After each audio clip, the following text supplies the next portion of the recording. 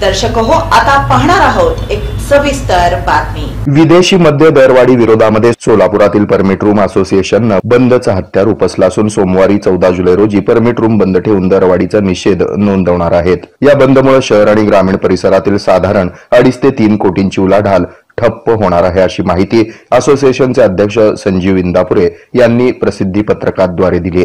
विदेशी मद्य विक्रीवर आणि एक्साइज ड्युटीमध्ये 60 ते 70% वाढ झाल्यानं विदेशी मद्य दरामध्ये भाववाढ झाली आहे। यामुळे मद्याच्या दरात ही मोठी वाढ झाली आहे। या दरवाढीमुळे बेकायदेशीर दारू विक्रीमध्ये वाढ होत आहे। याचा फटका परमिट रूम चालकांना बसणार आहे। तसंच परमिट रूमचा विक्री कर पूर्वी 5% होता, आता व्हॅट 10% झालाय। याचाही फटका परमिट रूम चालकांना बसत आहे। अशातच पुन्हा मद्याच्या किमतीमध्ये भरमसाठ वाढ झाल्यामुळे व्यावसायिकाला मोठा फटका बसत आहे, अशी माहिती असोसिएशनचे अध्यक्ष संजीव इंदापुरे यांनी परमिट रूम चालकांच्या बैठकीत दिली। दरवाढ मागे न घेतल्यास पुन्हा 15 दिवसानंतर बंद पुकारू, असा इशाराही यावेळी त्यांनी दिला। नमस्कार, मी संजीव इंदापुरे, सोलापूर जिल्हा परमिट रूम असोसिएशन अध्यक्ष।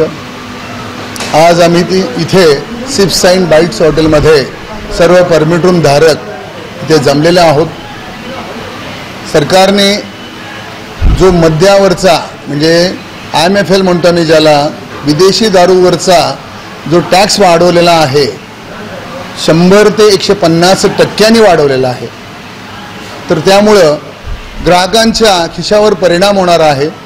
जो एक क्वार्टर विदेशी दारूचा एक क्वार्टर 100 रुपयाला जो MRP होता तो 160-170 प्रमाणे होणार आहे, आणि जो 200 रुपयाचा आहे तो साधारण 325च्या आसपास तो रेट वाढणार आहे। तर त्या हिशोबाने 60 ते 70% हा अन्यायकारक एक प्रकारचा वाढ हे अन्यायकारक आहे, आणि हे एक्साइज ड्युटीमध्ये जो झालेला वाढ आहे त्याचा आम्ही निषेध करतो। आणि त्या अनुषंगाने आज आम्ही इथं एक बैठक आयोजित केलेली आहे। या मीटिंगमध्ये असं ठरवण्यात आलेलं आहे 14 जुलै म्हणजे उद्याच्या सोमवारी, येत्या सोमवारी 14 जुलैला आम्ही सर्व परमिट रूमवाले बंद पुकारणार आहोत 1 दिवसाचा। या निषेधापोटी आम्ही सोमवार 14 जुलैला बंद सगळे परमिट रूम बंद ठेवणार आहोत। पण या बंदचा जो काही निर्णय सरकारने घेतलेला आहे त्याचा जो परिणाम होणार आहे, सरकारने कुठलाही विचार न करता निर्णय घेतला असा आम्हाला वाटतो। कारण ऑलरेडी 5% होता तो 10% करण्यात आलेला आहे बॅटवर, आणि एक्साइज ड्युटीमध्ये वाढ केलेला आहे। आता ह्या सगळ्या गोष्टीमुळे दर वाढ होणार आहे। लोकांना वाईन शॉपमध्ये आणि परमिट रूममध्ये जो तफावत दिसणार आहे तो फार मोठा, म्हणजे 150 रुपयाचा तफावत एका क्वार्टरमुळे त्यांना ते परवडणार नाही, त्यांच्या खिशाला फार मोठं झळ बसणार आहे। पण तसे पाहता वाईन शॉपमध्ये 4 ते 5 नोकरं असतात, आणि आमच्या परमिट रूममध्ये 40 ते 50 कमीत कमी नोकर असतात। एक छोटासा हॉटेल जरी बोललं तर 40 ते 50 वेटर्स असतात, म्हणजे आमचे नोकर असतात। आणि आमच्या कामगारांचा जर विचार केला, जो आम्ही 40-50 छोट्या हॉटेलमध्ये म्हणतो, तर ज्यांच्याकडे लॉजेस वगैरे आहेत, स्टार लेवल हॉटेल्स आहेत, त्यांच्याकडे 100च्या वर 100, 200, 300 प्रमाणे त्यांच्याकडे स्टाफ असतात। आता एक नोकर म्हटले की त्याच्या घरातले 4 लोक जगतात त्याच्यावर, म्हणजे 50 लोक जरी म्हणले तरी 200 लोकांचा हा अन्याय होणार आहे त्यांच्यावर, त्यांच्या उपासमारीची वेळ येणार आहे। धंदा कमी झाल्यामुळे हे लोक कस्टमर काय करणार, ग्राहक जे करणार ते महाग आहे म्हणून रस्त्यावर येणार, वाईन शॉपमध्ये येणार, आणि रस्त्यावर रिक्षामध्ये किंवा स्कूटरवर किंवा मोटरसायकल कुठंतरी आडोसा मिळाला आणि तिथे त्यांनी आपला क्वार्टर फोडणार आणि तिथे पिणार, क्वार्टर तिथं फेकून देणार, ग्लास फेकून देणार।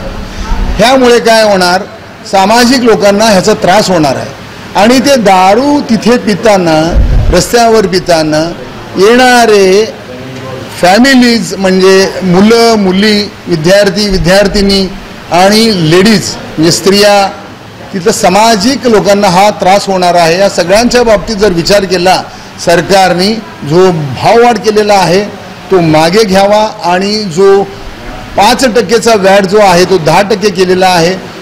आम्ही तर आमच्या संघटनेच्या मार्फत मी एवढं सांगतो की पूर्ण रेट भाव वाढल्यामुळे 10% पूर्णपणे सरकारने काढून टाकावा। आणि आज जो काय आम्ही जो मीटिंग घेतलेला आहे त्यात असं ठरलेलं आहे की 14 जुलै म्हणजे सोमवारी, येत्या सोमवारी पूर्णपणे ह्या निषेधाबद्दल आम्ही हॉटेल बंद ठेवणार, बंद पुकारणार आहोत.